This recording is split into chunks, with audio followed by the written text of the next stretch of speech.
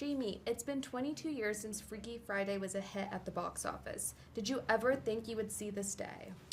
Well, I wondered if I would ever get to make another Freaky Friday, because wherever I went in the world, people would talk to me about it. It's just a given. And my joke always was, well, we have to wait until Lindsay's old enough to have a 15-year-old child, and then we can make a sequel.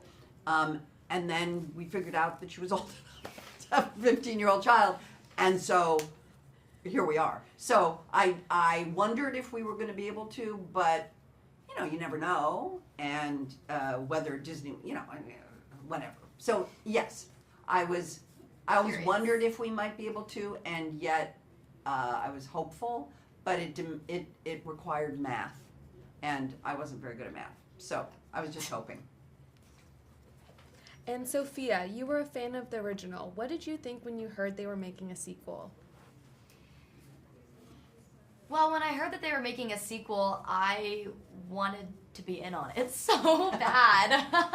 The only reason I had even heard about it was because one of my friends was auditioning for it, and I was like, oh my gosh, I need to audition for it. And thank God I reached out and did, because now I'm here, and it was the best time of my life. Best summer ever. Jamie, were you able to easily slip back into the role of Tess, or did you have to take a completely new approach? I always hoped if we did a sequel that I would be able to it would be a little bit like muscle memory. You know what I mean? Like I would be able to slip back into Tess. But I didn't know prior to reading the script and really learning about what the movie was going to be, that really who I was going to end up switching with was a 15-year-old English girl, fish out of water kind of beauty influencer kind of girl. And so that part of it was a little more complicated for me.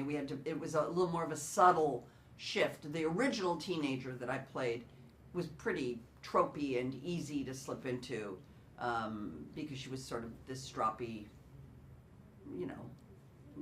angsty teenager, and that was sort of easy.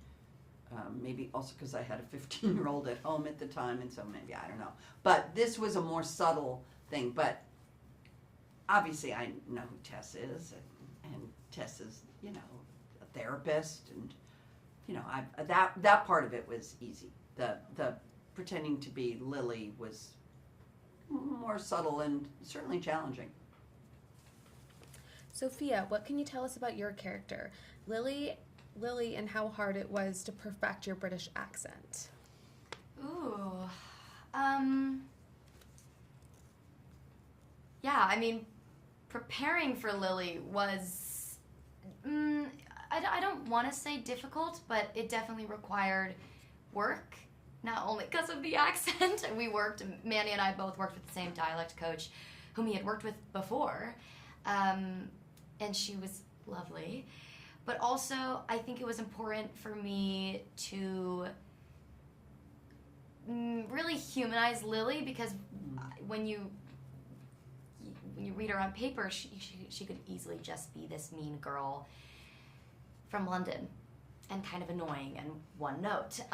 But she actually has so much depth and a lot of vulnerability that she covers up with all of her interests and all these beauty things and fashion and really wanting to be smart and good enough. And I think that was honestly the most important thing for me, because I wanted her to have depth. I didn't want her to just be this mean girl who finds herself in this ridiculous situation, because, a body swap movie is fun and funny, but those moments are what's really important. That's why you got the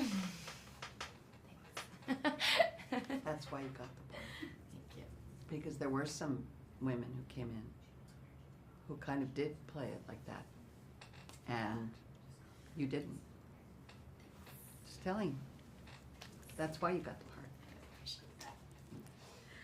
Jamie, the bond you share with Lindsay on screen is obviously genuine. Have the two of you remained in close contact over the past 2 decades? Yes. I love Lindsay Lohan. I have stayed in contact with Lindsay since we made Freaky Friday in 2003. She was 15 years old. And the movie came out and she was 16. And we have stayed in verbal phone texting. She has a wicked bitmoji, you know, moji game. And we have seen each other over these 22 years many times. She will come to Los Angeles. We will see each other here. I'll go to New York. We'll see each other there. She lives in Dubai, so it's harder to see her, but she brought her baby to Los Angeles, and way before we had announced that we were making the movie, she came to Los Angeles and brought little Luai. And in fact, when she brought Luai over to my house and I met Bader, we took a picture, just the two of us, and I posted on the Instagram, and that was the picture that really got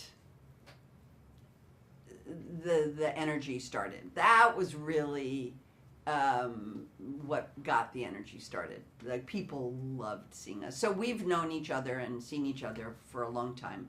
But more than anything, I think we both know that we care about each other, that we trust and are safe with each other, and that's something, obviously, that we have tried to establish because it's show-off business, right? It's a lot of business, and it's a really transactional business, and there are a lot of people that want things from you, and there's a lot of pushing and pulling, and a lot of looking around, and it's really important for me, personally, to make sure that we stay real with each other, and certainly it's going to happen with these young ones, and it certainly has happened with me and Lindsay.